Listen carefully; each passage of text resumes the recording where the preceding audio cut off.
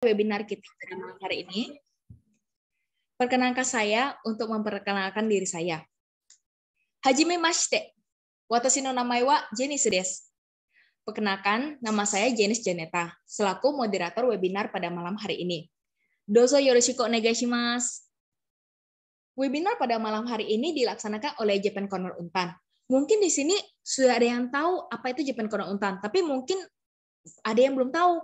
Perkenalkan saya untuk memperkenalkan sedikit tentang Japan Corner Untan. Jadi Japan Corner Untan adalah salah satu unit corner di UPT Bahasa Universitas Tanjung yang telah diresmikan oleh Rektor Untan pada 16 Maret 2019 di Pontianak. Japan Corner Untan berfokus pada hal-hal yang berkaitan dengan Jepang. Jadi Japan Corner Untan mengadakan kelas pelatihan bahasa Jepang, lomba-lomba, dan acara-acara menarik lainnya. Minasan bisa mendapatkan informasi lainnya dan informasi terbaru khususnya dari Instagram Japan Corner Untan dan Facebook Japan Corner Untan. Nah, di UPT Bahasa Untan juga tidak hanya ada Japan Corner, tapi juga ada American Corner, British Culture and Learning Center, Kedai Prancis, dan lain sebagainya. Kalian bisa dapat informasi lainnya melalui Instagram UPT Bahasa Untan. Nah, minasan di sini pasti sudah tidak sabar kan mau mendengarkan sharing dari narasumber kita yang sangat luar biasa. Tapi mungkin sebagian besar di sini masih belum kenal siapa narasumber kita pada malam hari ini. Nah, ada istilah kalau tidak kenal maka tidak sayang ya. Jadi, perkenalkan saya untuk memperkenalkan narasumber kita pada malam hari ini. Jadi, narasumber kita pada malam hari ini adalah Doctor of Engineering Ferry Hadari, Sarjana Teknik Master of Engineering IPM. Beliau adalah ayah dari 4 anak, yaitu Alfa, Shiva, Zahwa, dan Ayah. Beliau adalah koordinator Japan Corner Untan. Beliau juga adalah kepala dari Digital Control and Computation (DCC) di Laboratorium Fakultas Teknik Universitas Tanjung Pura. Beliau juga adalah kepala Pusat Pengembangan Karir PPK Universitas Tanjung Pura. Riwayat pendidikan beliau menjalankan pendidikan sarjana di jurusan Teknik Elektro Universitas Tanjung Pura pada tahun 1995. Kemudian beliau melanjutkan pendidikan masternya di Department of Mechanical and Environmental Informatics Control Engineering di Tokyo Institute of Technology, Jepang pada tahun 2003. Beliau juga melanjutkan pendidikan doktornya di Department of Information Science of the Graduate School of Computer Science and System Control Engineering di Kyushu Institute of Technology, Jepang pada tahun 2007. Nah, beliau juga adalah penerima beasiswa dari JICA Scholarship sebagai peneliti di Tokyo University of Technology pada tahun 1998. Beliau juga adalah penerima Membuka Gakusho Max Scholarship pada tahun 2000 sampai 2006. Wow, sungguh luar biasa sekali bukan narasumber kita pada malam hari ini. Saya sudah merasakan minasan sudah tidak sabar lagi untuk segera mendengar sharing dari narasumber kita. Kalau begitu, tanpa perlu berlama-lama lagi, mari kita sambut narasumber kita dengan ketik 111 di kolom chat.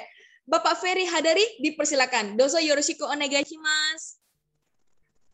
Baik, arigato, Jenice-chan, konbanwa, minasang. Oke, Bismillahirrahmanirrahim. Assalamualaikum warahmatullahi wabarakatuh. Selamat malam dan salam sejahtera. Minasang, genki desu ka? Kalau ditanya, genki desu ka? Maka jawaban yang biasa di Jepang itu adalah genki desu, yoroshiku onegai shimasu. Oke, makasih Jenny selaku moderator, adik saya, adik tingkat juga ya, yang sudah bersedia menjadi moderator pada hari ini. Saya sambil izin share screen ya adik-adik sekalian ya, sambil kita kenalan juga seperti itu ya.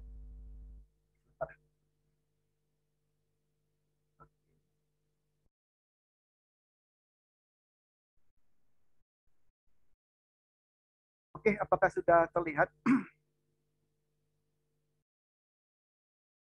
Sudah, Pak. Oke. Baik, Dewa, imakara hajimemasu. Yuk.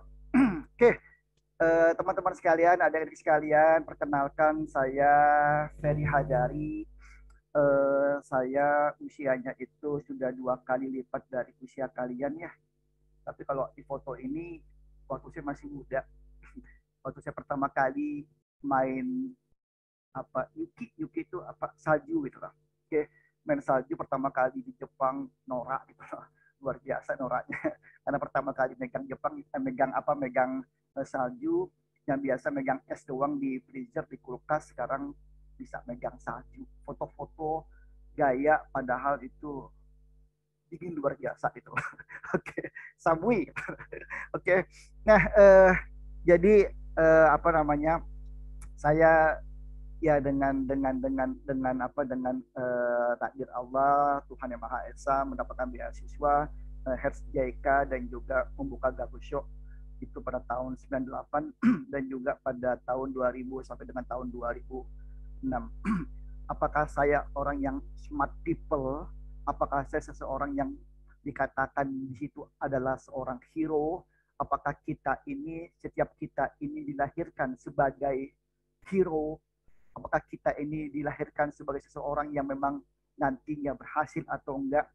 Nah, saya mencoba berbagi kepada adik-adik sekalian, kepada teman-teman sekalian tentang menularkan semangat dan juga menularkan tentang eh, yang mudah-mudahan teman-teman adik-adik yang menjadi peserta pada webinar pada malam ini mudah-mudahan nanti berkesempatan juga mengikuti jejak saya ke Jepang atau melebihi saya gitu Bang. Oke, kalau Samsung aja saya bisa S7, kenapa enggak di atas saya gitu ya, S4, S5 dan seterusnya. Oke, jok doang. Artinya bahwa kita juga punya kesempatan yang sama. Kenapa? Ini. Oke, ini adalah kegiatan kita malam hari ini. Ini salah satu program yang ada di Japan Corner. Oke, besok juga ada dan seterusnya juga ada seperti itu. Nah, ini mereka yang di belakang layar yang mungkin yang tampak hari ini itu hanya Kak Jenis atau Jenis Chang doang, tapi sebetulnya itu ada sosok-sosok yang luar biasa yang mungkin juga nampak di layar kalian atau bahkan di belakang layar Rugi. Ada Misaka Sensei. Misaka Sensei adalah native speaker. Nah, Misaka Sensei inilah yang selama ini mengajar bahasa Jepang di Jepang Corner Hutan. Artinya bahwa tidak banyak di Indonesia ini Jepang Corner yang langsung diajar oleh native speaker. Nah, kita beruntung di Untan itu di Tanjung Pura Pontianak bahwa kami hadir Misaka Sensei, sosok yang berdedikasi sebagai seorang guru seperti itu, telaten, bisa fasih juga bahasa Indonesia, kalau Jepang mah pasti ya.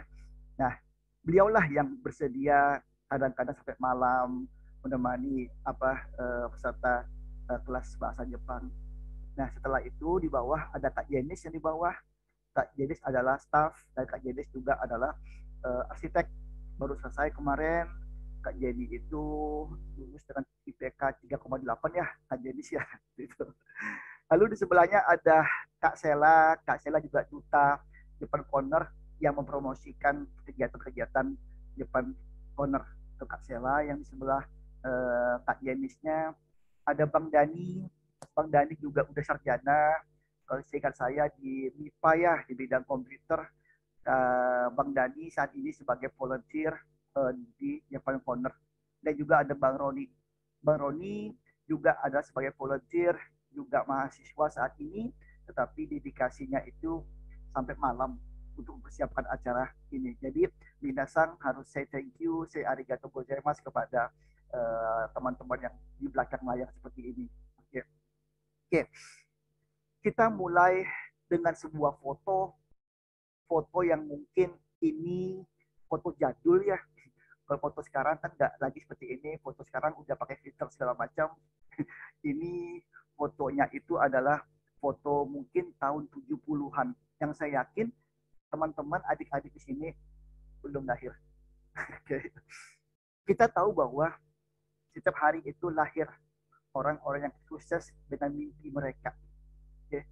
Ingat bahwa sebelum ini saya nggak punya mimpi untuk bisa ke Jepang, tetapi kita itu sebetulnya itu lahir dan kita bisa meraih mimpi kita itu dengan, kalau orang Jepang bilang tuh gambar kudasai gitu. Yo gambari masyo seperti itu. Oke. Nah, pertanyaannya, apakah kamu adalah seseorang yang selanjutnya. Oke. Nah, mari kita mulai dari ini. Saya sama kayak adik-adik sekalian, mungkin saya hanya diuntungkan dengan lahir duluan di dunia ini, tetapi saya sama kayak kalian. Saya itu SD-nya itu di SD Usaha Baik atau DPL Yosef Ketapang. Sampai kelas 5 SD. Ketapang itu kabupaten kota kecil yang ada di Kalimantan Barat. Kalau naik pesawat berapa lama ya? Nggak sampai 1 jam sih naik pesawat terbang dari Pontianak ke Ketapang. Nah, Bapak saat itu kerja di bank di Ketapang, dan kemudian pada saat saya kelas 6 itu pindah ke Pontianak di SD Negeri 9 Pontianak. SMP 1 Pontianak, SMA 4 Pontianak. Itu SMA yang dulu itu saya dari rumah itu pakai sepeda melewati kandang sapi, kebun ubi dan segala macam untuk sampai ke sekolah dengan perjuangan bersusah payah seperti itu. Nah, S1-nya alhamdulillah diterima di Fakultas Teknik Untan Pontianak. Oke. Nah, saya masuk teknik itu tahun 89 dan selesai itu pada bulan Januari 95. Oke. Saya kerja di konsultan di kontraktor khusus mekanikal elektrikal, mengawasi pembangunan gedung, bidang elektrikalnya seperti itu, berpanas-panas untuk ngawal para tukang, mengawasi para tukang. Nah, kemudian pada bulan Desember tahun 95 itu saya mencoba melamar menjadi dosen Fakultas Teknik Untan. Dan saat itu alhamdulillah diterima sebagai dosen Fakultas Teknik Universitas Tanjung Pura Pontianak. Nah, nggak berapa lama setelah jadi dosen itu juga saya menjadi sekretaris lab digital control. Dulu lab digital control itu adalah salah satu lab yang merupakan core labnya JICA. Oke. Jadi salah satu yang binaan JICA seperti itu. Oke. Nah, kisah saya bersentuhan dengan Jepang itu dimulai dari sini. Oke. Jadi adik-adik sekalian, kita itu untuk bisa sukses itu, untuk bisa meraih mimpi kita itu sebetulnya itu adalah bukan dengan cara yang instan. Oke. Itu dilalui dengan anak tangga untuk menuju ke puncak kesuksesan seperti itu. Oke, perhatikan. Oke. Nah, saat itu saya berkenalan dengan salah seorang profesor di Jepang itu. Kalau disebut profesor itu panggilannya sensei. Oke. Nah, beliau bernama Yasuhiro Oyama Sensei atau dipanggil dengan Oyama Sensei. Oke. Nah, Oyama Sensei ini adalah salah satu profesor yang ada di Tokyo Koka Daigaku, oke, atau Tokyo University of Technology Japan, oke, di Hachioji. Dan beliau merupakan JICA expert. Beliau itu mengajarkan kepada kami di lab di Untan itu tentang control engineering, Seigyo Gaku kalau bahasa Jepangnya gitu, oke. Seigyo itu jadi control Gaku, oke. Nah, kemudian apa yang saya lakukan saat itu? Saya sudah sebagai dosen dan lihat bagaimana cara Tuhan, cara Allah itu bekerja. Oke. Sesuatu itu akan kita bisa syukuri, kita nikmati kalau kita melalui berbagai proses. Oke. Saat itu saya di lab sebagai sekretaris itu harus mempersiapkan kegiatan lab yang saat itu sensei sebagai narasumbernya. Dan saya sekretaris kegiatan tentu menyiapkan segala macam absensi atau presensi. Bahkan juga saat itu adalah ngantar jemput sensei. Jadi saya ngantar sensei ketika dia pulang, dan kemudian jemput dia, ngantar dia juga balik ke hotel, seperti itu, bolak-balik seperti itu dari pagi, dan sore ketika beliau pulang saya antar ke hotel. Nah, sebagai seorang dosen sebetulnya kita punya staff di lab, tetapi bahwa tak jarang juga saya menyusun kursi dan mengemaskan kursi sebelum pelatihan dan setelah pelatihan. Jadi kami itu punya lab kecil untuk makan di luar, kayak di terasnya. Nah, karena kursinya kurang, jadi kami itu harus menyusun kursi di selasar lab tersebut. Oke. Tapi itu terlihat simple, hal yang sederhana yang mungkin bagi sebagian orang kita itu mungkin jengah melakukan, atau mungkin merasa gengsi, atau merasa mungkin ya itu bukan tugas aku gitu loh. Oke, tapi lihat suatu proses di mana orang Jepang itu memperhatikan kita itu dari hal yang simple, dari hal yang kecil. Tapi bukan berarti bahwa kita ngemaskan kursi lalu berangkat ke Jepang, enggak tentunya ya. Tentunya memang udah ada standar khusus, ada standar yang ya standar lah, artinya bahwa memang punya kemampuan, punya ability, bisa punya kemampuan bahasa Inggris sedikit, bahasa Jepang sekedar ya say hello, semacam ikosokai doang, itu kan ya cuma bisa ohayo gozaimasu, konnichiwa, konbanwa, arigato dan segala macamnya.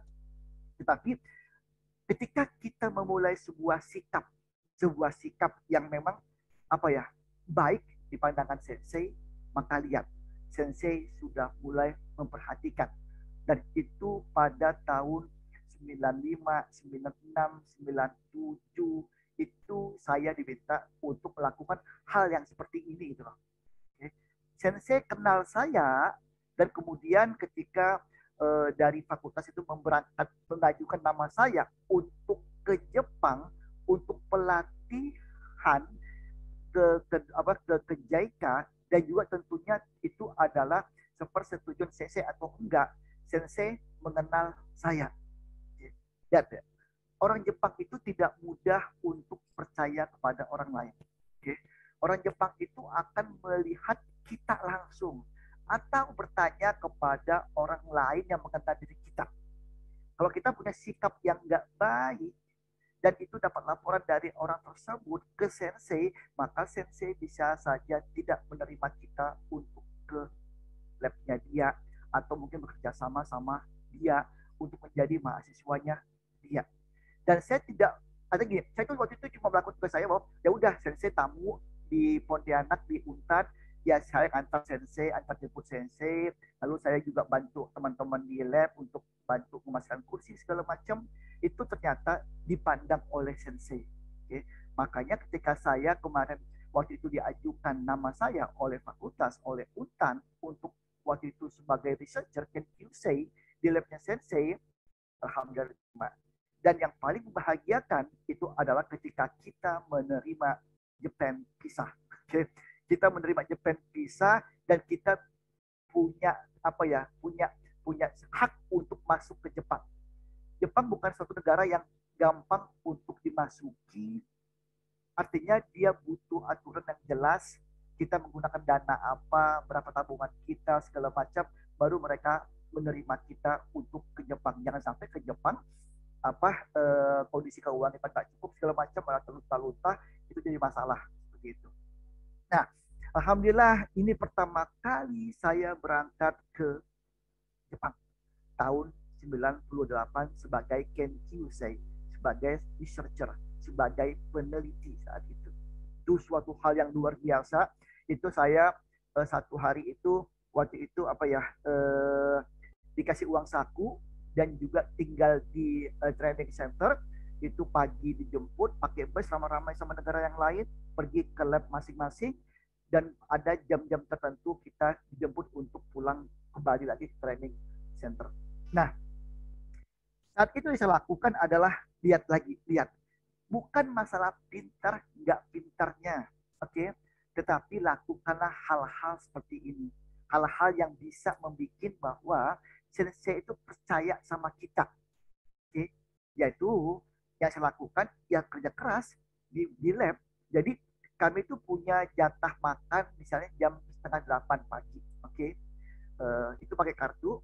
Jadi kita boleh pilih makanan sejumlah, seingat saya tuh pagi itu dan sore itu 600 yen aja. Jadi kita boleh pilih makanan sejumlah 600 yen. Ya belilah yang pilih makanan yang lain, pakai yang kita pilih. Setelah itu kasihkan kartunya, cardnya kepada bagian penerima cardnya, dihitung sama dia. Oh misalnya kamu hari ini cuma makannya 500 aja, berarti saving 100 dan segala macam.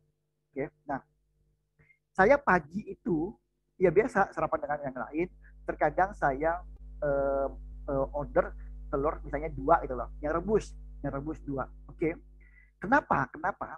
Nah, saya pagi berangkat sama teman-teman yang lain, tapi ketika sore pulang, itu saya nggak pulang dengan teman-teman yang lain. saya memilih untuk tidak makan sore bersama yang lain. Saya memilih, kan bisa gini, jam setengah 5 itu nggak nyajikan lagi, jadi silakan kamu makan sendiri seperti itu. Oke. Nah, saya mengambil konsekuensi itu untuk tidak makan sore bersama teman-teman yang lain. Kenapa? Karena saya memilih pulang malam. Bukan pulang malam yang hangout, bukan ke kafe, bukan, tapi di lab motong apa menggergaji bagian-bagian untuk bikin robot, bikin pendulum sistem seperti itu, nyoder, masang komponen segala macam. Dan saya pilih pulang malam. Yang terkadang bus itu bus yang terakhir untuk pulang ke asrama atau ke training center. Dan drivernya udah kenal saya. Oh, bilang bahwa kamu apa pulangnya telat malam ya, iya. Tapi ketika saya pulang, maka saya kadang bersama sensei. Di kereta itu kita ngobrol sama sensei seperti itu. Nah, dia itu lihat. Bahkan ketika saya pulang tuh masih ikut kelas bahasa Jepang lagi. Apa di training centernya. Nah, sensei mengamati. Lihat, sensei mengamati perilaku kita, dan ketika akhir training saat itu saya pulang ke Indonesia, dan saya bilang sensei, apakah saya boleh melanjutkan S2 saya di Jepang di bawah bimbingan sensei saat itu? Dan sensei saat itu memberikan rekomendasi. Ya, dari sekalian, lihat cara kita bekerja. Oke, ada teman saya kebetulan, saya nggak usah sebut namanya, dari kampus yang lain. Dia sama kayak saya, lab yang sama, kita punya meja deket-deketan seperti itu. Tapi dia memilih kalau malam tuh dia apa ya, suka ngumpul-ngumpul sama teman-teman Meksiko, mungkin yang suka minum minuman keras, yang pagi-pagi bangun suka kesiangan, ke kampus ke lab juga kesiangan, pulang awal atau kadang-kadang nggak ke lab. Itu ketika dia minta rekomendasi ke sensei, saya nggak ngasih loh, seperti itu. Lihat orang Jepang mengamati kita dengan detail satu persatu tingkah laku kita. Dan itu kan mestinya bisa dilakukan oleh kita kan. Itu bukan masalah kepintaran, bukan. Itu masalahnya lebih kepada karakter kita, empati kita, tanggung jawab kita, kerja keras kita gitu lah. Oke.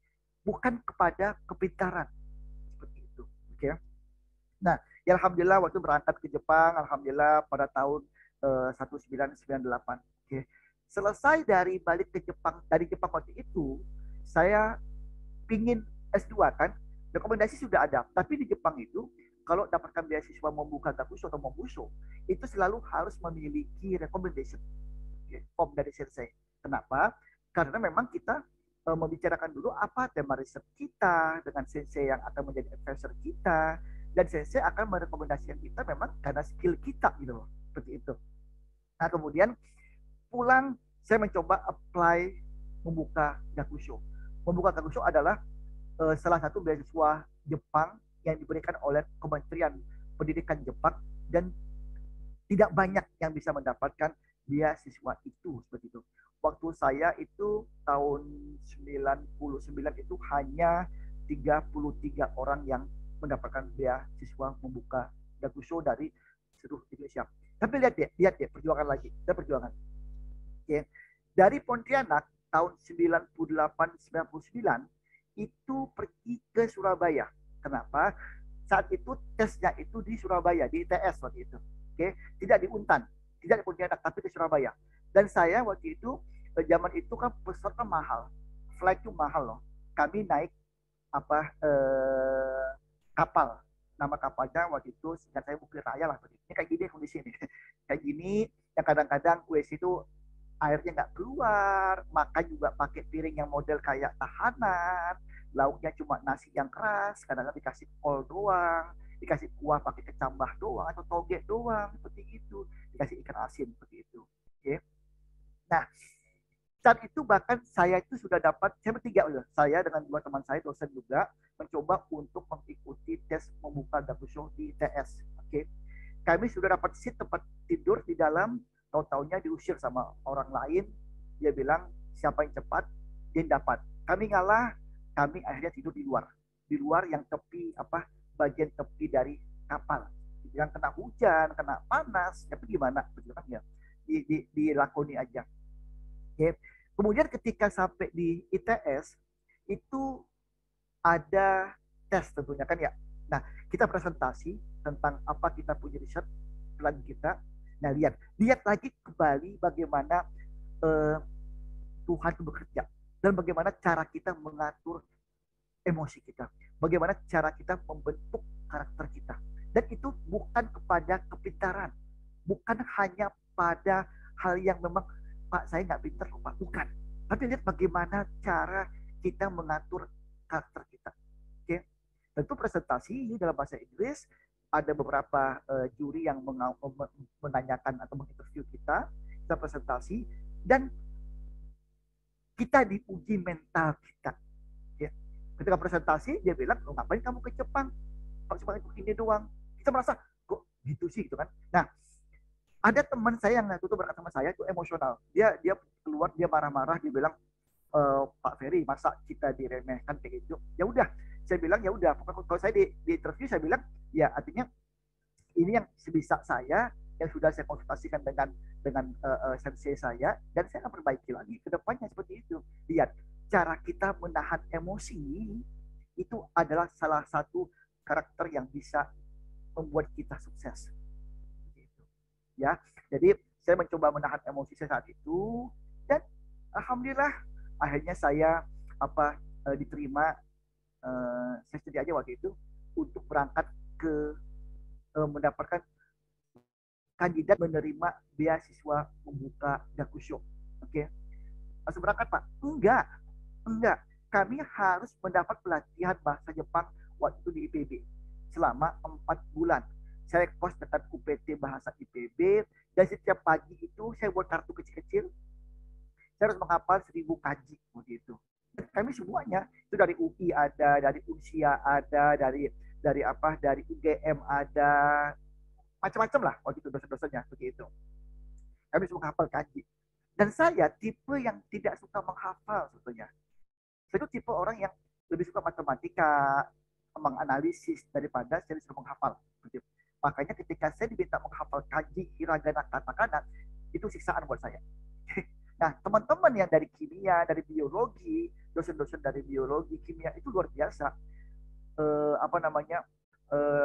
Mereka selalu mendapatkan nilai yang bagus seperti itu. Okay. Dan kami itu selalu pada hari Sabtu itu ada tes dari pagi sampai siang. Jadi Senin sampai Jumat full dari pagi sampai sore belajar bahasa Jepang dan hari Sabtu dites seperti itu. Ya. Dan saya udah pernah ngerasakan diusir dari tempat kos. Kenapa? Saat itu pelatihan bahasa sudah selesai. Cuma saya itu waktu itu nunggukan kapal nyampe di Jakarta karena saya di Bogor ke Jakarta dulu nungguin kapal. Jadi saya nambah beberapa hari. Tapi anak ibu kos itu sudah mau datang. Jadi saya harus keluar begitu. Dan saya sering waktu itu puasa lah. Karena uangnya terbatas, saya juga harus puasa dan juga saya waktu itu tes di Jakarta naik KRL dan segala macam seperti itu. Oke. Nah kemudian lihat perjuangan seperti itu. Oke. Alhamdulillah tahun 2000 akhirnya saya bisa berangkat ke Jepang dan menjadi dari kuliah mencoba kuliah karena waktu itu sampai ke Jepang belum masuk sebagai student, masih sebagai calon student, sebagai calon mahasiswa. Nah, kembali lihat adik-adik sekalian, teman-teman sekalian bahwa yang kita lakukan itu adalah memang kalau dikasih Tuhan pintar, itu alhamdulillah kan ya. Tetapi lihat yang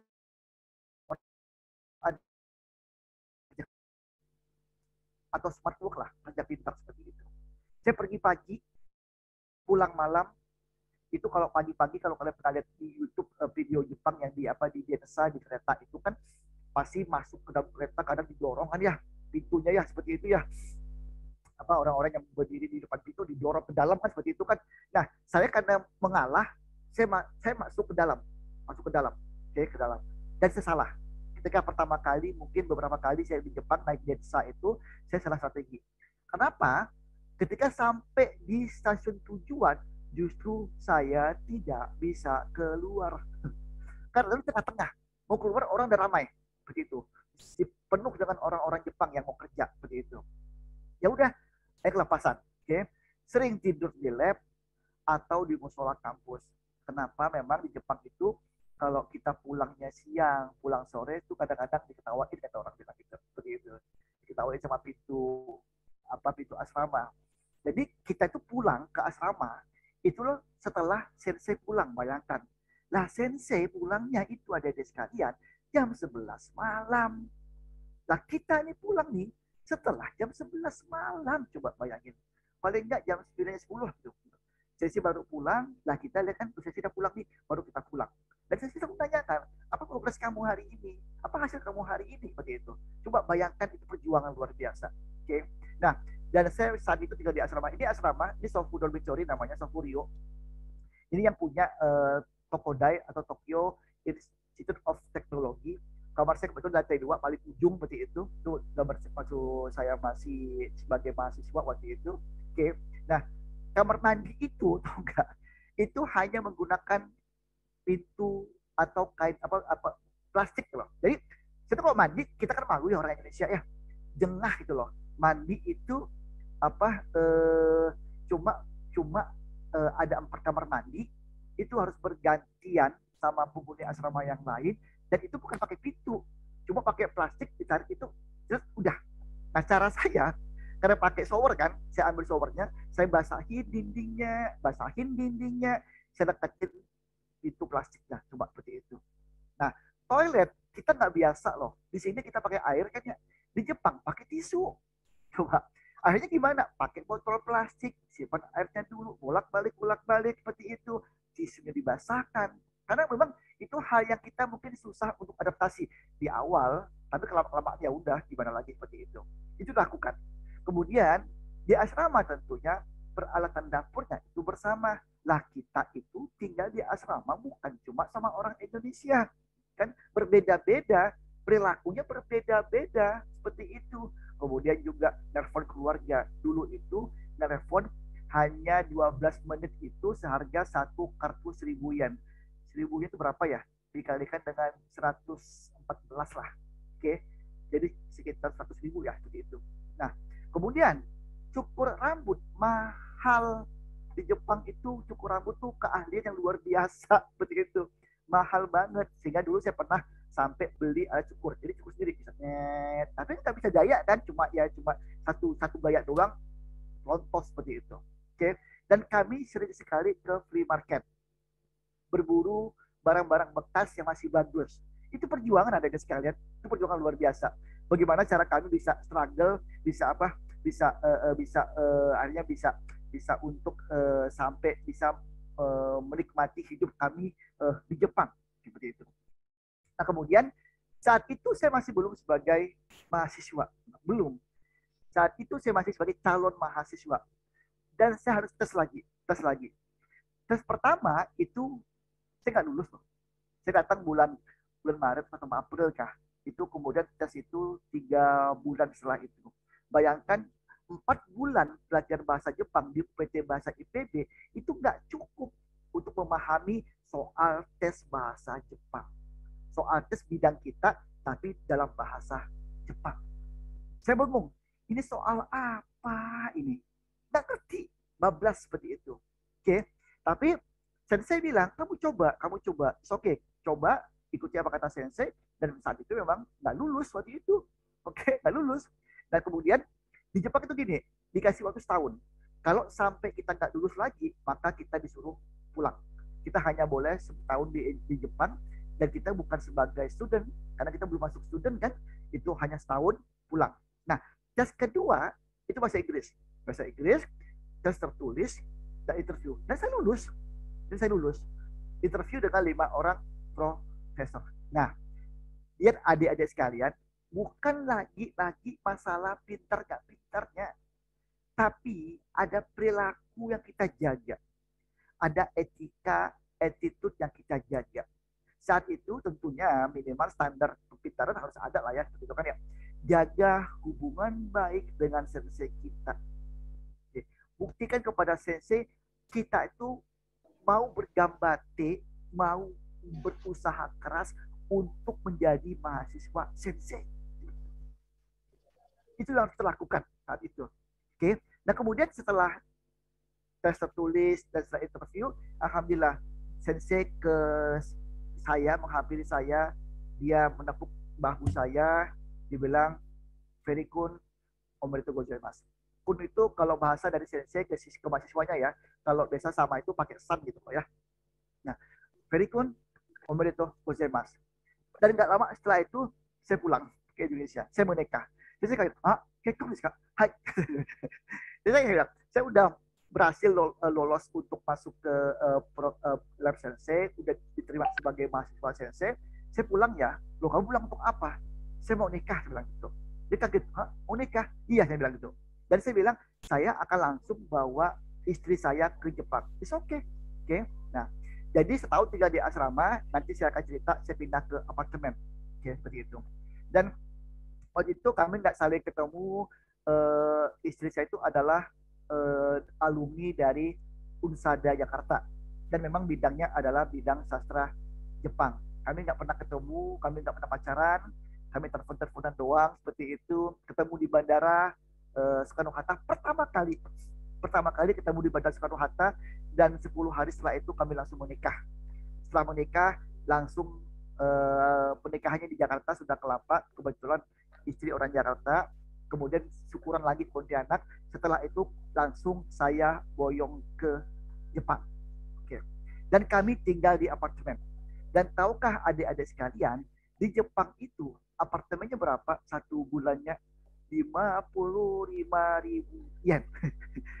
Itu belum termasuk uang gas, belum termasuk uang listrik, belum termasuk untuk PDAM-nya lah, seperti itu. Ya. 55.000 yen itu yacin doang, apa cuma untuk sewa apartemen doang. Okay. Untuk perjalanan dari Tokyo agak mahal. Okay. Dan di Jepang, ketika kita akan masuk apartemen, maka diwajibkan membayar pertama kali itu 5 kali dari per bulannya. Berarti saya harus menyiapkan uang 250.000 lebih untuk bisa masuk itu. Datang memang waktu itu ya memang perilaku hidup hemat, dan alhamdulillah waktu itu bisa 5 kali itu bukan berarti harus nanti nggak dibalik, enggak, nanti ada.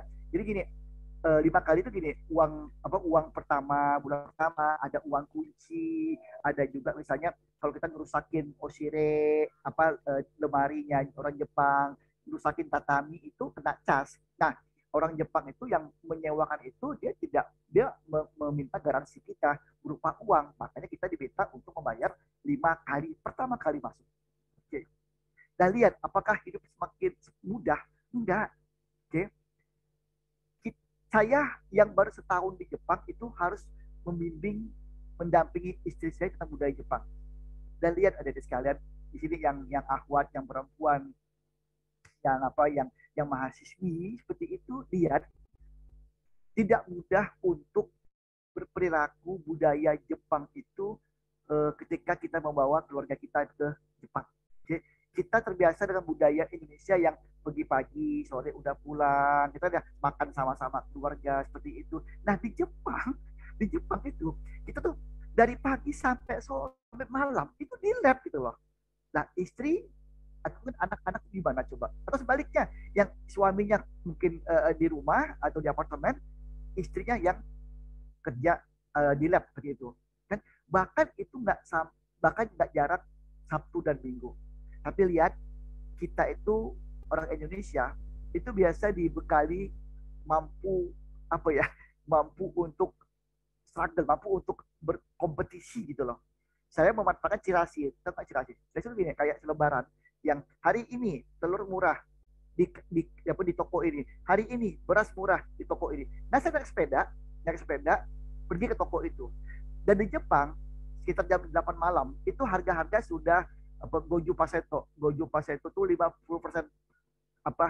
diskon seperti itu. Nah, kita berburu sama orang Jepang, ngantri, kemudian begitu boleh memilih makanan udah jam 8 malam, ya udah pilih makanan yang ikan dan yang sebagainya yang sudah didiskon 50%. Oke. Itu bagaimana cara kita untuk berjuang di Jepang seperti itu. Oke.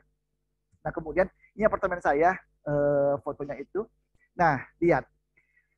Ketika kehidupan di kampus, lihat ini, di Jepang itu itu kalau dibilang ospek enggak kali. Jadi kita itu apa namanya dibedakan.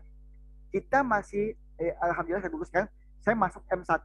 M1 itu ada master tahun pertama. Oke. Saya duduknya itu di meja yang kecil, duduk bersama-sama teman-teman yang M1, yang master tahun pertama. Yang masih gakumu, yang masih S1 itu duduknya misah lagi seperti itu. Jadi yang doktor S3 duduknya misah lagi seperti itu. Jadi memang diletakkan pada tempat duduk berbeda. Kalau mau barbekyuan, maka kita ini yang belikan arang, bersihkan tempat manggangnya, segala macam, menyiapkan peralatannya. Nah kemudian eh, yang senior eh, itu udah enak ditanya makan apa senior, senpai, oh makan ini, kita nyiapin. Okay. Nah kita juga di Jepang itu ada mentornya, dan saya walaupun sudah dibekali bahasa Jepang itu nggak cukup ada di sekalian kuliah dalam bahasa Jepang, duduk kuliah sama orang-orang Jepang. Lah, dia pakai whiteboard 4 bagian gitu, ditulis sama dia. Kita, sensei udah nulis papan yang keempat, kita belum selesai papan yang pertama. Coba bayangin. Karena kita nggak paham dia ngomong apa gitu kan. Hanya sama kayak di kampus-kampus. Kita pasti punya pedoman kan, punya silabus kan. Nah, saya itu selalu gini. Saya akan tahu, oh besok kuliah ini, dan saya tahu besok itu akan diberikan materi ini. Apa saya lakukan? Saya selalu malam-malam, setelah mungkin makan malam di lab, itu saya selalu ke perpustakaan, tosokan. Perpustakaan, saya duduk di situ, saya cari buku bahasa Inggris yang terkait sama materi untuk besok. Ketika besok itu saya sudah dapat materinya dari otodidak, baca sendiri. Kalau nggak gitu ada dari sekalian, maka kita akan ketinggalan sama pada perkuliahan. Dan itu dilakukan ketika malam. Karena pagi sampai sore itu nggak bisa. Itu kita penuh dengan perkuliahan lah seperti itu. Untuk S2-nya ya. Kemudian ada seminar. Itu 3 kali setiap pekan. Nah, itu hal yang makanya jangan heran mungkin teman-teman di sini ada yang sudah sarjana atau mungkin masih mahasiswa di Jepang itu yang namanya skripsi itu hanya belasan halaman. Coba tanya sama Jenny berapa halaman tuh? Masih puluhan lah atau mungkin ratusan. Ratus halaman lebih lah seperti itu. Di Jepang enggak, belasan halaman. Tapi lihat bahwa setiap setiap pekan itu memang diminta untuk 3 kali presentasi. Salah satunya adalah progres apa yang sudah kita lakukan. Dan sensei biasanya pulangnya malam seperti itu. Dan saya itu pernah diomeli sensei gara-gara membuat abstrak itu dalam bahasa Jepang, tidak konsultasi sama mentor. Saya anggap udah betul, sensei marah, dilempar sama dia, kamu salah. Dan saya nggak pulang malam itu, saya telepon istri saya bilang, Umi, saya bilang, saya nggak bisa pulang malam ini, saya harus selesaikan kerjaan sensei, dan besok pagi sensei dan saya, si Ferry Kun ini mencoba untuk membuat suatu memperbaiki tugas sedia. Dan sensei apresiasi. Oke. Nah kemudian kehidupan kita juga memang menyesuaikan. Kita itu bisa sholat Jumat, yang Muslim, kita bisa sholat zuhur, asar, maghrib dan isya itu di ada ruangan di kampus, tapi itu bukan ruangan kayak musola, tergantung kampusnya, atau kita mojok di lab di samping kursi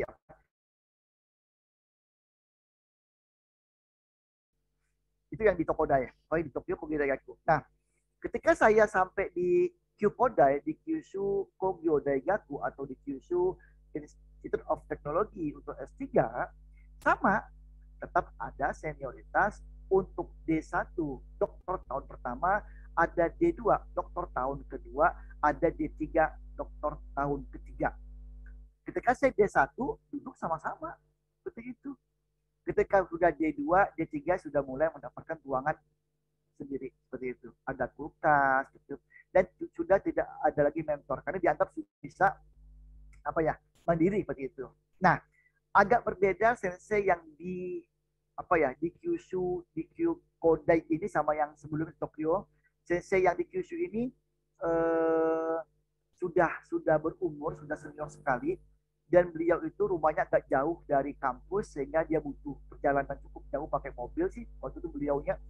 Jadi karena saya itu di Izuka. Izuka itu adalah sebuah kota di Fukuoka di bagian bawah kalau dari peta Jepang. Nah itu dia itu ada lembah-lembah. Kampusnya bagus dan lebih tenang sih, lebih tenang, tidak ruwet gitu, ribet banget begitu. Nah di Jepang saya di S3 saya itu di Kyukodai seperti itu. Nah sensei itu pulang lebih awal, lebih awal di mereka gitu loh. Kalau di kita jam 7 malam itu udah malam kan ya. Nah sensei itu pulang jam 7 malam. Saya agak lega. Kenapa agak lega? Artinya apa? Saya bisa pulang setelah sensei pulang. Dan saya itu waktu di Kyushu itu tinggalnya itu di asrama lagi belakang kampus. Jalan kaki dari kampus ke lab itu hanya 10 menit untuk 1 tahun pertama kah waktu itu singkat saya. Kemudian melewati jalan yang ada kadang-kadang kalau pas musim bunga sakura itu bagus sekali seperti itu. Gelap tapi gelap karena belakang agak gelap lah, agak gelap seperti itu, tapi ya gimana itu dilakoni aja sama juga perjuangan seperti itu kan ya. Nah jadi seperti itu. Nah kemudian kegiatan seminar juga sama sama.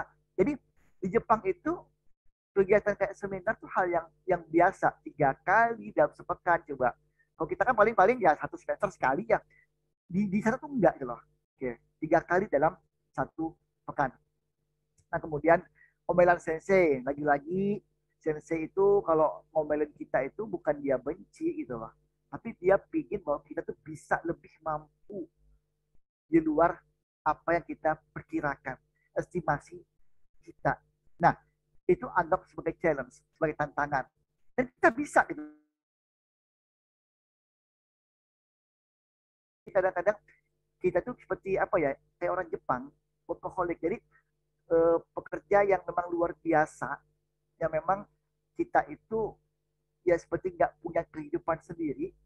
Tapi nanti saya cerita, kita punya kok, kita punya kok. Memang kadang-kadang kalau udah sibuk itu udah pulangnya malam, Sabtu Minggu pun, kalaupun sensei nggak ada, tetap aja kita ke lab seperti itu. Nah kemudian ketika ada teman-teman Indonesia yang datang, itu kita juga jadi mentor mereka, nemukan dia pakai bagaimana menggunakan ATM. Di ATM Jepang tuh ada pilihan bahasa Jepang dan bahasa Inggris seperti itu kan ya.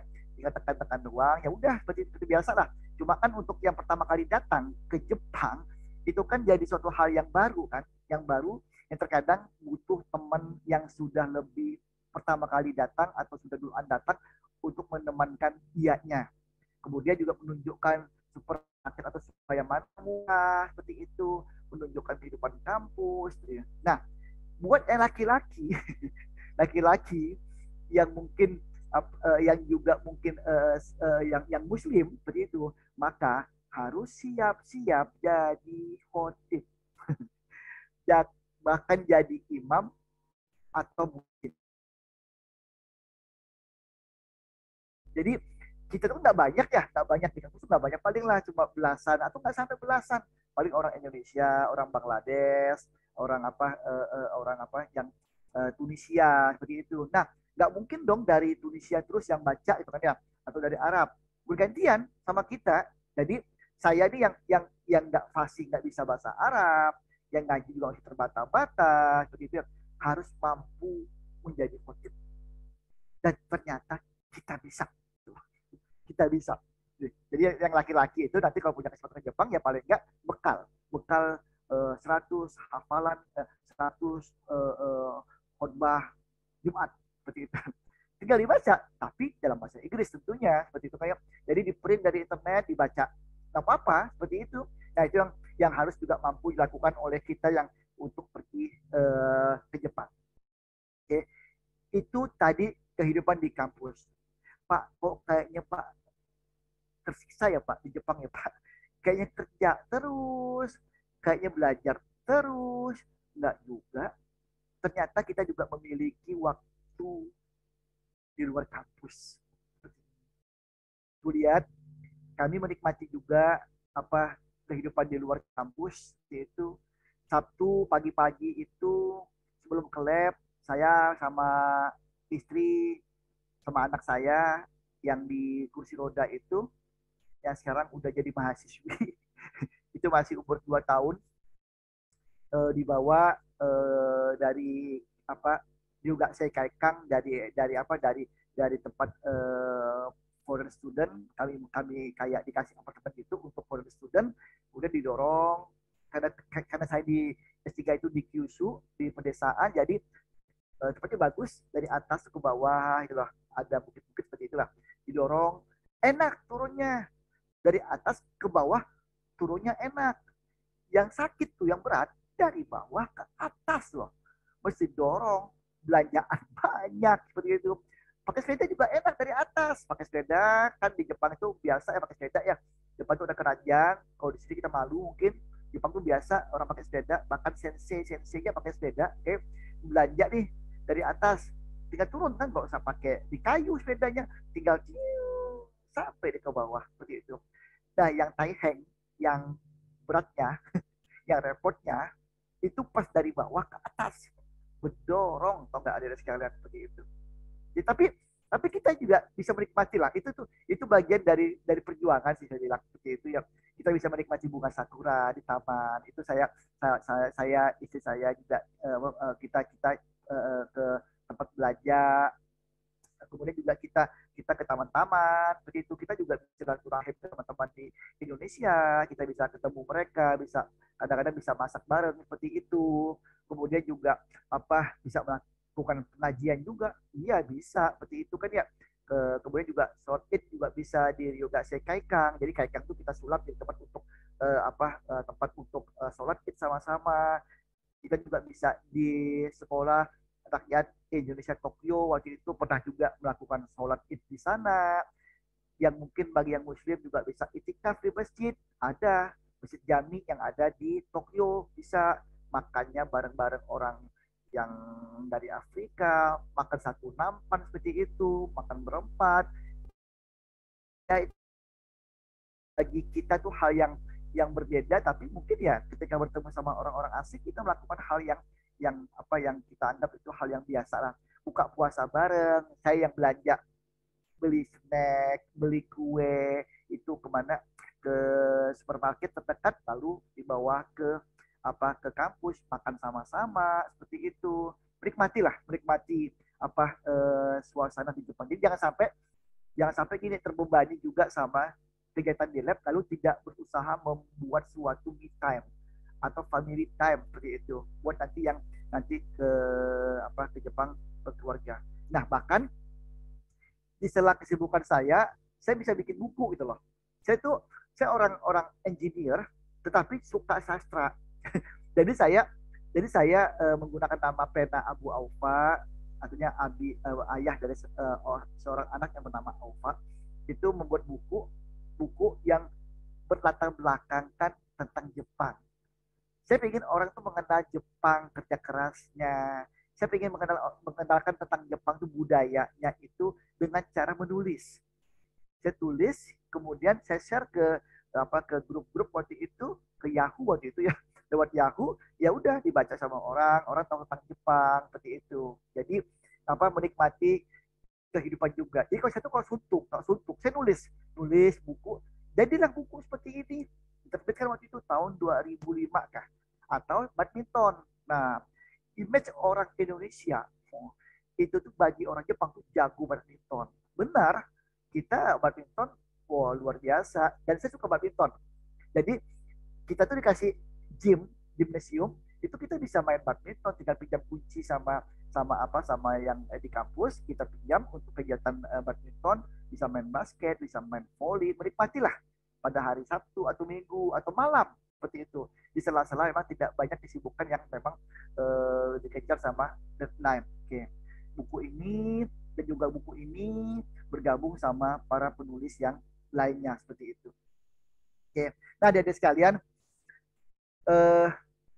ketika saya sudah menjalani hal seperti itu, mungkin saya akan dikatakan sebagai seorang pemimpi gitu. sebagai dreamer. Kenapa? Coba seperti ini.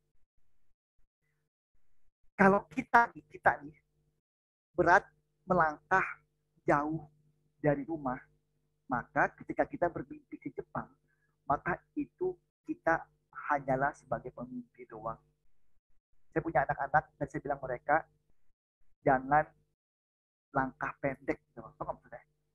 Jangan makan milih-milih. Misalnya gini, nggak bisa makan makanan yang berkuah, nggak suka sayur, nggak bisa makan sereal, itu akan memberatkan diri kita. Karena budaya kita beda sama budaya negara tujuan kita. Kalau kita adik-adik itu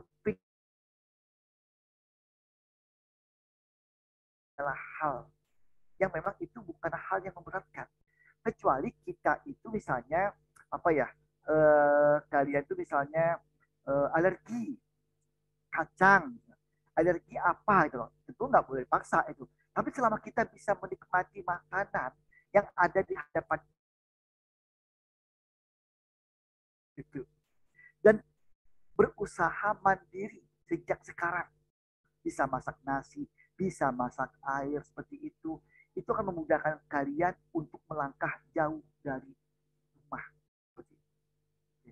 Dan saya akan masih sebagai pemimpi kalau saya melihat bahwa IPK saya berapa dari sekalian P1 itu hanya 2,81.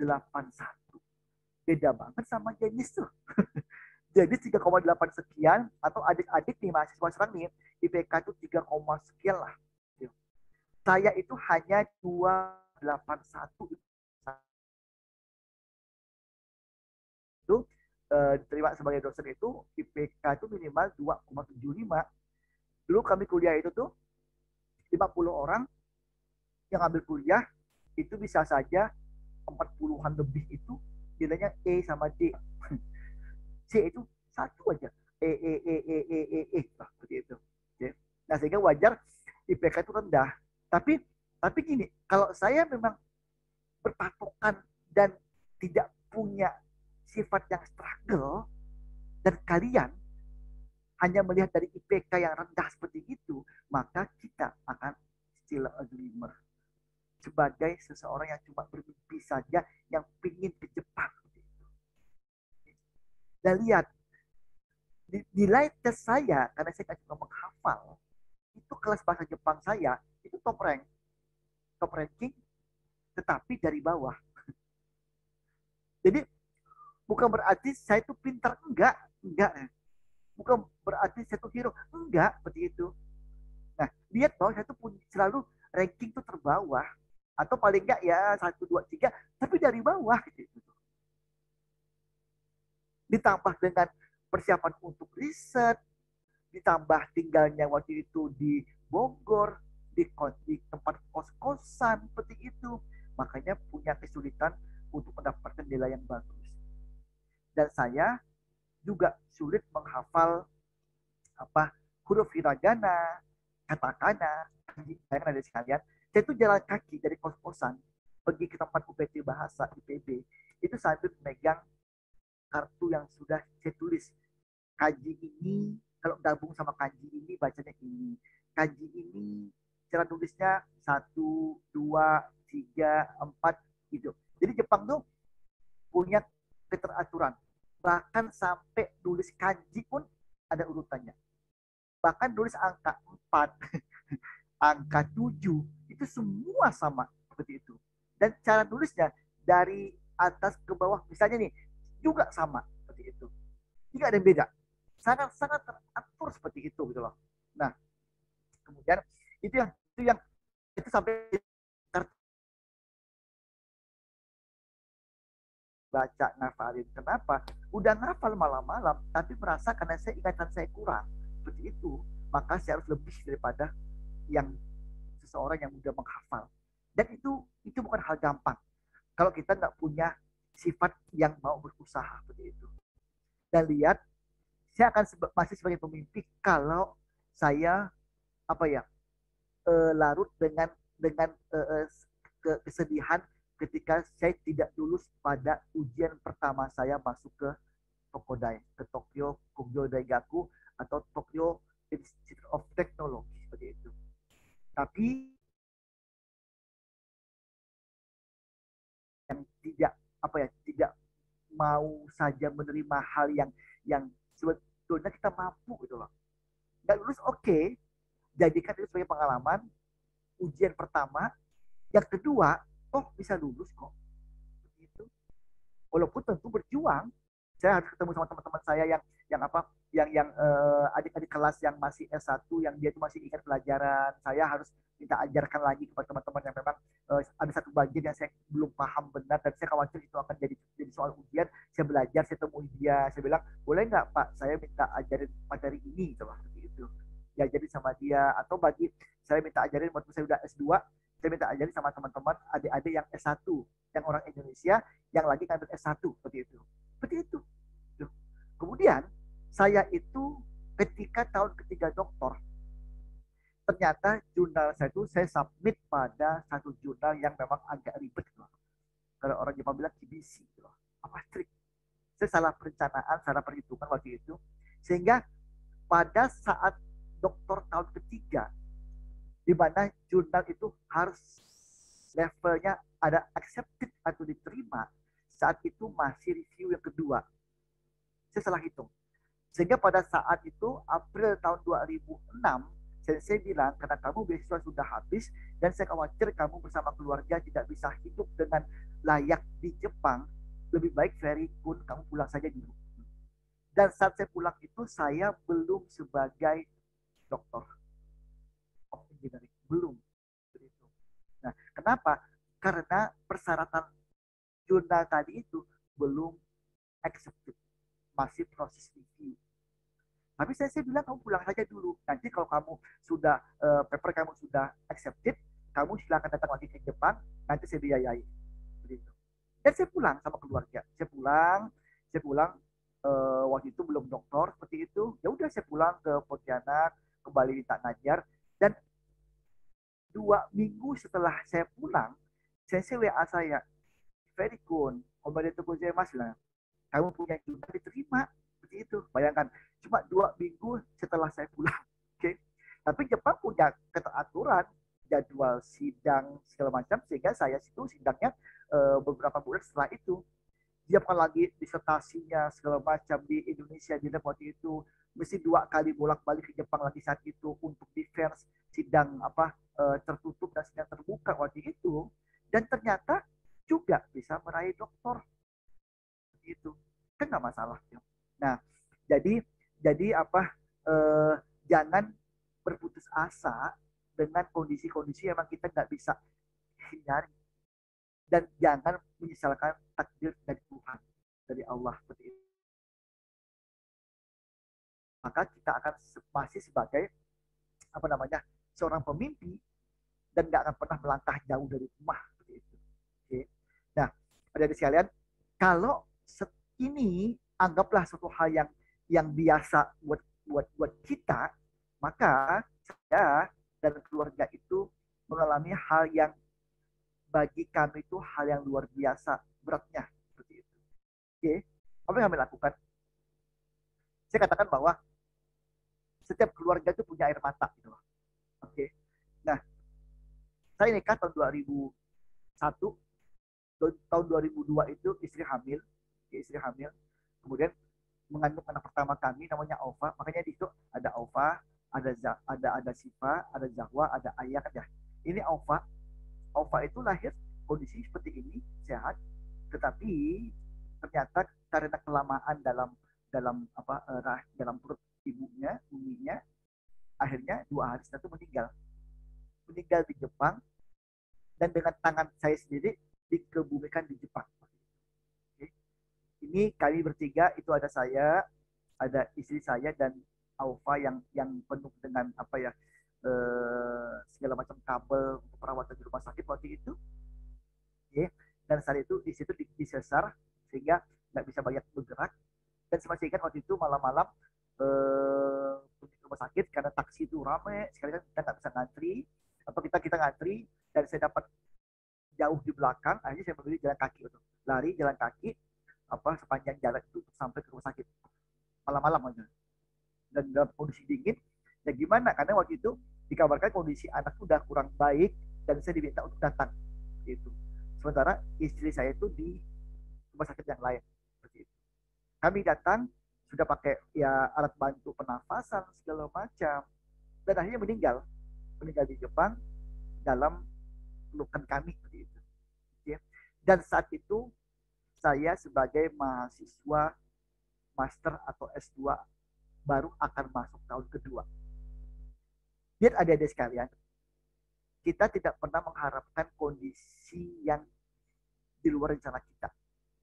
Kita selalu menginginkan kondisi yang membuat kita tuh bahagia, membuat kita itu tidak ada masalah. Tapi Tuhan punya skenario yang kita nggak bisa elak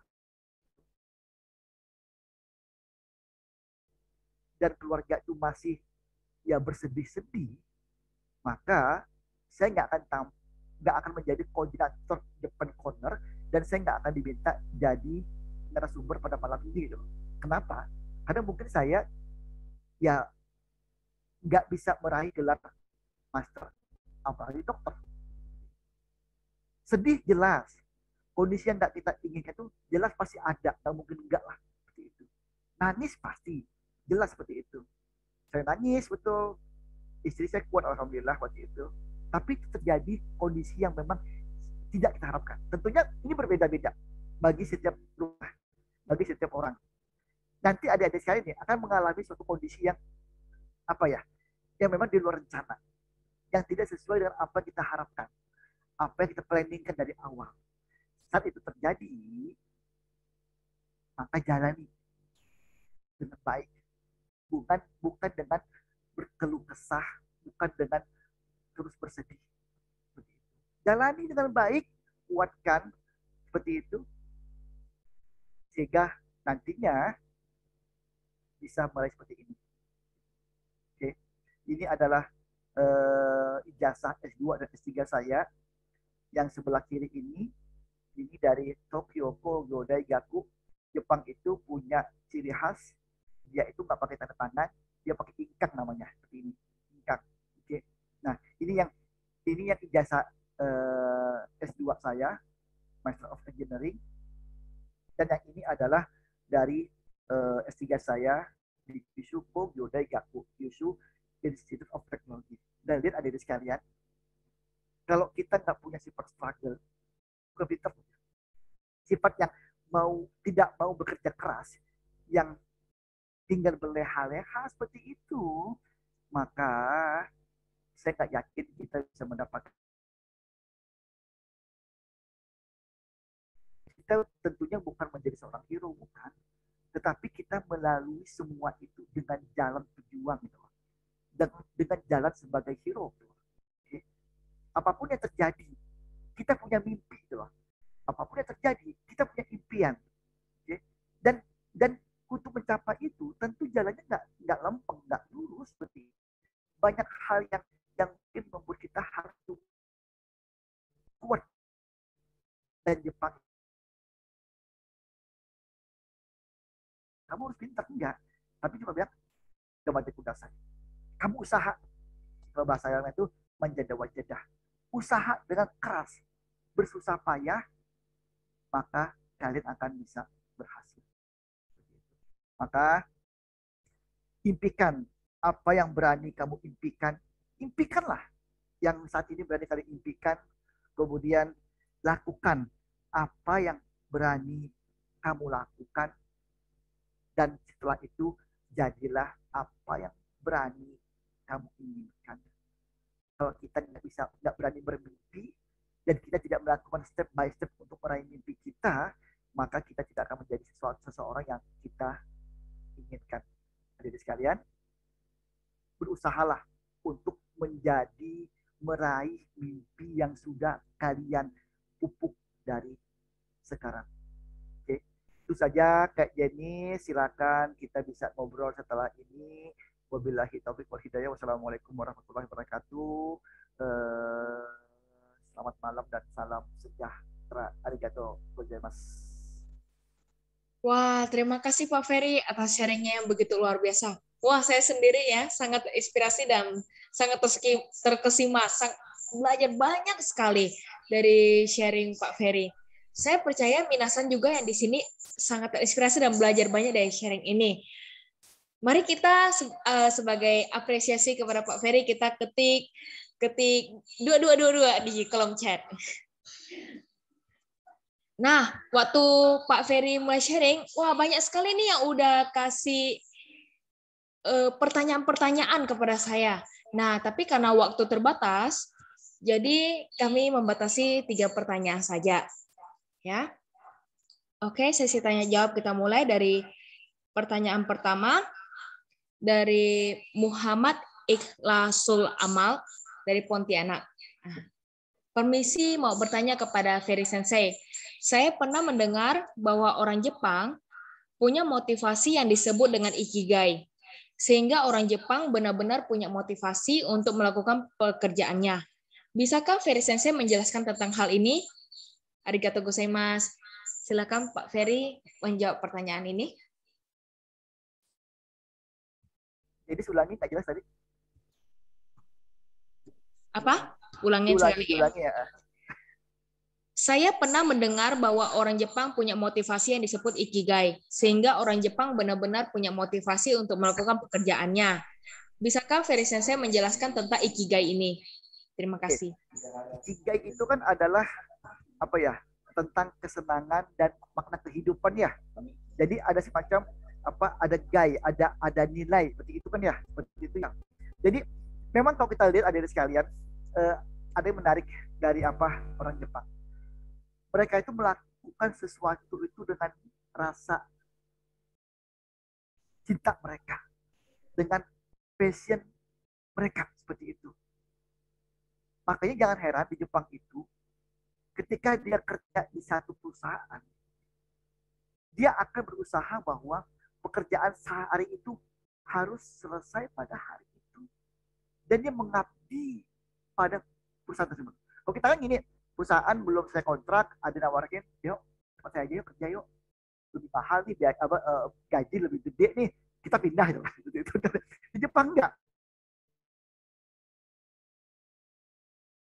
Kamu sebagai pekerja, kamu sebagai student lah. Kamu nikmati hidup kamu. Kamu jalani hidup kamu dengan baik seperti itu, dan kamu akan berhasil. Oke. Nah, kalau saya suka bilang ke mahasiswa saya yang ketemu saya, Pak, saya mau ambil skripsi, Pak. Saya bilang, kamu sukanya apa? Kamu suka passion apa? Kalau kamu suka passion kamu itu adalah kepada misalnya buat alat, hardware, kamu suka menganalisis, pilih passion kamu. Pilih hal yang menyenangkan buat kamu. Pilih yang kamu cintai. Apapun yang susah. Kalau filosofi yang dikenal oleh orang Jepang dengan ikigai, mungkin nanti saya bisa menjelaskan dengan apa kalau saya ada ya, saya apa misalkan saya tentang apa makna ikigai dari sudut pandang orang Jepang langsung seperti itu. Kalau saya pandang itu tadi itu, jadi semacam kesenangan yang kita lakukan untuk mencapai suatu apa ya nilai yang memang kita harapkan. Ikigai itu nilai seperti itu. Oke, itu jenis Chang. Makasih. Ya, terima kasih Pak Ferry atas jawabannya. Kita lanjut ke pertanyaan yang kedua dari Aldi Muardi, Pontianak. Wah, ini Aldisan nih, dia pertanyaannya ada kalimat bahasa Jepangnya. Sepertinya Aldisan sangat suka bahasa Jepang. Aldisan bertanya, bagaimana upaya serta tips untuk mempersiapkan research plan untuk S2? Serta bagaimana cara menghubungi atau mengkontak profesor agar mendapatkan surat rekomendasi. Arigatou gozaimasu. Silakan Pak Ferry. Oke, makasih Aldi Kun. Aldi Kun ini berteman dengan saya nih di Facebook. Oke. Jadi kita ya kalau saya itu kan udah dosen ya. Rakit kita lihat di internet Oke, misalnya gini, bidang kita misalnya teknik elektro. Oke, di teknik elektro itu kan masih terbagi-bagi kan, ada telekomunikasi, ada juga apa tegangan tinggi atau high voltage, ada energi protection, ada lagi misalnya bidang kontrol. Anggaplah kontrol. Nah, searching di internet seperti itu, masukkan kata kunci, kemudian lihat di kampus-kampus yang ada di Jepang. Setiap kampus di Jepang itu pasti punya website. Oke. Setiap lab itu punya website juga dalam setiap kampus. Oke. Masuk ke lihat, klik nama dia, cari di Google Yasuhiro Oyama. Oh lihat, oh dia bidang kontrol, oh dia bidang robotik seperti itu. Nah kemudian sensei Jepang di websitenya itu pasti selalu mencantumkan email dia, kontak, kontak.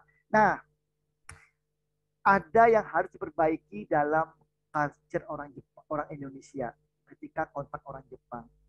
Kita ini terbiasa bertanya ataupun meminta. Sebetulnya materi ini akan saya berikan nanti tanggal 20 kan. Jadi ada diundang oleh konsultan pendidikan di Bogor untuk ngasih juga materi tentang khusus untuk meraih S2 dan S3. Tapi ini oke lah bocoran seperti itu. Okay. Orang kita itu selalu terkadang sih ya kontak sensei, calon advisor, profesor itu gini. Sensei, nama saya Ferry Hadari, saya itu pingin Jepang.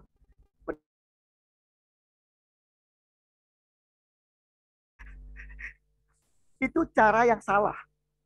Di kita mungkin karena mungkin ya apa ya mungkin apa mungkin karena saking care-nya mungkin oh ya kamu ngambil ini aja itu biasa di budaya kita. Tapi di Jepang itu budaya yang tidak apa ya dianggap kok kamu kok belum apa belum gambate sih, kok kamu kok nggak mencoba untuk bergambate sih, kok kamu nggak mencoba untuk berupaya berusaha sih kan gitu loh. Mestinya yang dilakukan gini, sensei, nama saya itu Aldi, saya itu S1 di misalnya Fakultas Teknik Unan, saya menjelaskan sedikit tentang apa brief history tentang S1 saya. Nah, sensei, saya membaca kurikulum vitae sensei dari website sensei. Sensei itu meneliti tentang ini. Saya membaca jurnal sensei tentang ini. Nah, sensei, saya memiliki research plan. Saya sudah membuat apa semacam research paper draft apa yang akan saya lakukan di lab sensei. Nah, metodenya seperti ini, tujuannya nanti seperti ini, dan referensinya menggunakan juga referensi dari sensei. Nah, pendapat sensei apa ya? Bagaimana ya? Sensei akan jauh lebih menerima kita ketika kita bertanya dengan cara seperti itu. Daripada kita kontak sensei, sensei saya mau ke lab sensei, tapi saya nggak tahu ya mau ngambil apa ya. Nah, itu loh. Seperti itu. Oke. Nah, itu beda budaya Jepang sama budaya Indonesia. Nah, ketika kita mau ke Jepang, selain tentunya menyiapkan bahasa Jepang dan segala macam, maka ubahlah karakter kita yang mungkin apa ya mungkin ada hal-hal yang mungkin kurang baik sih ya, kurang pantas mungkin untuk dilakukan pada budaya Jepang. Tentu yang baik ya, jangan misalnya minum sakit Jepang lalu Pak saya kan Bapak bilang ke budaya Jepang Pak sakit Pak, enggak seperti itu lah ya. Gitu. Jadi ikuti budaya baiknya Jepang di sananya. Itu jenis mungkin ada yang tadi terlewatkan pertanyaannya tadi ya. Jadi pertanyaannya tips untuk mempersiapkan research plan untuk S2 dan bagaimana cara menghubungi dan mengkontak profesor Tadi agar itu. mendapat surat rekomendasi. Iya, tadi itu. Jadi kalau bagaimana membuat research plan itu butuh waktu khusus. Nanti saya umumkanlah di Facebook saya. Kegiatannya tanggal 20 itu jam 1 siang kah sampai jam 3 kah. Itu nanti langsung saya tunjukin contoh bagaimana membuat research plan, bagaimana cara membuat email, mengenalkan diri kita kepada sensei, calon advisor kita. Misalnya nih, jangan gunakan misalnya kayak apa ya memaksa sensei, jangan menggunakan kata I want, jangan. Tapi misalnya I prefer gitu. Nah itu loh. Jadi gunakan kata-kata memang yang menunjukkan kita tuh tidak maksa sensei, tapi kita menunjukkan bahwa kita mampu untuk itu gitu loh. Kita menggunakan I think gitu kan, saya berpikir sensei, tapi I believe. Nah, itu contoh seperti itu. Tapi nantilah mungkin pada kegiatan yang tanggal 20 nanti itu. Itu ya Aldi ya. Baik, terima kasih Pak Ferry atas jawabannya. Dan ini pertanyaan terakhir ya, dari Singkawang nih, dari Syafari Rifki Vali Putra. Konbanwa Japan Corner Untan, saya Rifki ingin bertanya, jika saat apply undergraduate kan, itu ada waktu setahun buat kita belajar budaya Jepang. Apakah di program master program itu juga? Apakah di program master program itu juga berlaku? Arigato gozaimashita. Makasih Rizky. Jadi kayak saya kemarin itu, karena saya pakai G2G ya. Jadi beasiswa ke Jepang macam-macam. Ada Panasonic, ada membuka Gakusho atau Max namanya ya. Itu Max bagi dua. Ada G2G sama G2G itu university to university. G2G itu kita mesti menghubung apa mesti ikut ya tadi lah ikut tes segala macam, nanti kedutaan bantu kita segala macam. Kalau U2U itu kita kontak langsung sensei-nya. Kontak langsung sensei, tanyakan sensei, saya punya rencana untuk ini, kontak langsung sensei-nya.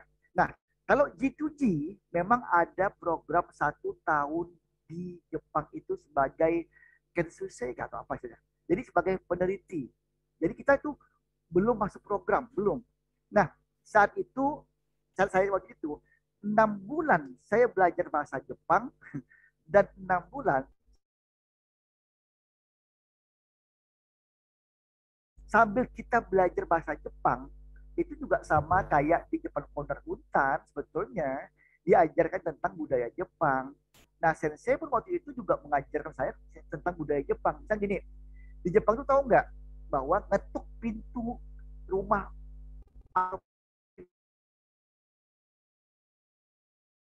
boleh 2 kali. Di kita kan, Assalamualaikum. Hai, Assalamualaikum. Di Jepang enggak. Di Jepang itu semua sama budayanya. Ngetuk hanya 2 kali. Gitu. Di Jepang itu ada 2 sendal. Sendal masuk ke rumah, sendal ke WC. Nah, sendalnya itu kalau kita pakai atau sepatu kita masuk ke rumah orang Jepang, maka posisi sepatu itu menghadap ke luar. Nah, itu waktu ke sana itu selain belajar di Jepang di bahasa di kampusnya, itu juga dapat dari sensei. Maka saya itu berhutang budi sama sensei. Sensei itu tidak mengajarkan hanya tentang ilmu, tapi juga tentang budaya Jepang. Sama Jepang Corner Untan juga melakukan hal tersebut. Kalau Minasang itu ikut sebagai peserta kelas bahasa Jepang, itu kami itu menyuruh Minasang itu teman-teman itu untuk menyusun dengan rapi sepatu sendalnya, diatur menghadap ke depan. Sensei memulai dengan bahasa Jepang dan tata krama sebagai orang Jepang, seperti itu. Itu kami lakukan. Itu mengajarkan tentang budaya Jepang sehari-hari. Kan setelah makan gojisu sama desta itu kan ya, oh makanan kamu enak banget seperti itu kan ya. Mau makan itu tentunya yang muslim misalnya bismillah, atau yang non muslim mungkin mengucapkan terima kasih kepada Tuhan dan sebagainya. Tapi kalau Jepang kan itadakimasu seperti itu kan ya. Nah gitu kan, di lab itu makan sama-sama, di kantin di Sokudo itu makannya sama-sama. Nunggukan yang lain ini kan ngantri makan sama-sama satu meja, udah duduk sama-sama, itadakimasu, mas makan sama-sama seperti itu. Jadi itu diajarkan sambil jalan. Jadi jangan khawatir kalaupun itu tahunnya cuma dapat program 2 tahun aja, karena memang beasiswa cuma untuk 2 tahun aja, sambil learning by doing, sambil ikuti komunitas di Jepang, nikmati, sambil belajar juga. Atau Rizky dan yang lainnya bisa main ke Jepang Corner, bisa ikut kelas bahasa Jepang di Jepang Corner. Nanti minasang adik-adik teman-teman ini bisa sambil belajar tentang budaya Jepang. Dan sensei akan jauh lebih baik mengajarkan tentang budaya Jepang daripada saya. Seperti itu. Itu ya, Rizky dan adik-adik yang lainnya. Seperti itu. Terima kasih Pak Ferry atas jawabannya. Nah, ini adalah pertanyaan terakhir. Wah, sayang sekali ya, karena banyak sekali minasan yang antusias mau bertanya. Tapi tenang aja, minasan follow ya Instagram Japan Corner Untan, karena selain webinar ini, kita juga ada webinar lainnya. Nah, yang tadi Pak Ferry ada bilang, itu tanggal 21 November, jam 9 sampai jam 11.30. Tapi kami belum sebarkan posternya. Nah, minasan follow IG Japan Corner Untan, karena kami pasti post di sana. Ya, dan juga saya kembali memberikan beberapa informasi kepada minasan. Untuk mendapatkan sertifikat, maka minasan harus mengisi link form absensi yang sudah disebarkan oleh panitia di kolom chat. Nah, secara waktu dekat, Japan Corner kan mengadakan webinar lain. Nah, besok, khususnya besok jam 1 sampai jam 3 sore, Japan Corner Untan mengadakan satu webinar, yaitu Indonesia Jinto Nihonno Bunka, budaya keseharian ibu rumah tangga di Jepang. Nah, kami mengundang narasumber yang luar biasa, yaitu Ibu Dewi Muto, yang asli orang Indonesia. Beliau sudah tinggal dan berkeluarga di Jepang selama 25 tahun. Beliau memiliki suami asli orang Jepang dan dikaruniai 6 anak. Nah, bagaimana ya beliau bisa menjalani kehidupannya sebagai ibu rumah tangga di Jepang bersama suami dan 6 anaknya? Nah, segera dapatkan jawabannya dengan mengikuti webinar ini. Besok jam 1 sampai jam 3 sore. Nah, kalian bisa dapat linknya di foto ini, kalian bisa screenshot, atau kalian bisa lihat di IG Japan Corner Untan. Nah, pendaftarannya ditutup sampai besok jam 9 pagi ya. Jadi jangan sampai ketinggalan minasan. Nah, oke. Kalau orang Indonesia ini, kalau nggak foto rasanya nggak sah kan? Nah, sebelum menutup webinar kita pada malam hari ini, mari saya mengajak minasan semuanya untuk mengambil sesi foto bersama. Diharapkan semuanya untuk membuka kameranya. Kita akan melakukan sesi foto. Silakan minasan.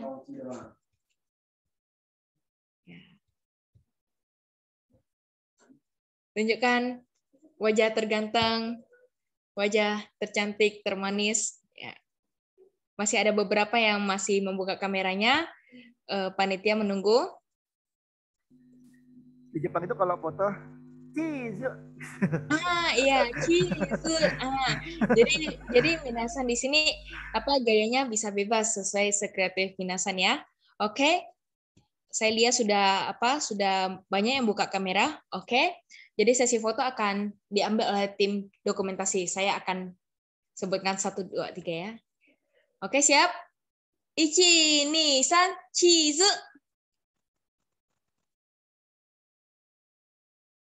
Oke, sekali lagi. Gaya bebas ya.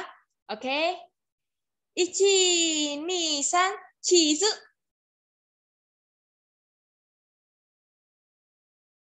Oke, sesi foto telah selesai. Arigatou gozaimasu kepada Bapak Ferry Hadari yang telah menyampaikan sharing yang menginspirasi kita semua pada malam hari ini. Terima kasih juga minasan semua di sini yang telah dengan antusias mengikuti webinar ini dari awal hingga akhir dengan baik. Semoga setelah ini kita semua bisa menjadi orang-orang hebat yang bisa mengharumkan nama Indonesia dimanapun kita berada. Dan khususnya bagi mahasiswa yang mau berkuliah di Jepang atau mungkin merantau di negara manapun. Semoga cita-cita kalian tercapai dan kalian bisa menjadi mahasiswa yang membanggakan nama Indonesia dimanapun kalian berkuliah. Webinar kita selesai sampai di sini. Arigatou gozaimasu minasan. Sampai jumpa minasan di webinar selanjutnya. Mata ne minasan, see you on the top.